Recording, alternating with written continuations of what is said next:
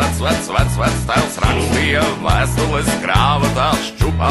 Nebrauca uz Vāciju, nebrauca uz Dāniju, nebija tam draugos ne Ungārs, ne īrs. Lai ko viņš teica, runāja, vienmēr beigās piebilda: Eiropa mūs nesapratīs.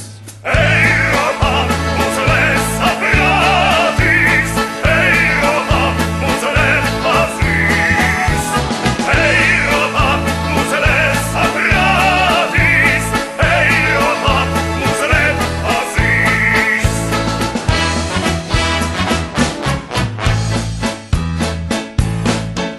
Es maz tēvs, es rakstu dziesmas un krauju tās šķupā. Nebraucu uz Vāciju, nebraucu uz Dāniju, nav man draugos ne Ungārs, ne īrs. Lai ko es dziedu, runāju, vienmēr beigās piebilstu: Eiropa mūs nesapratīs.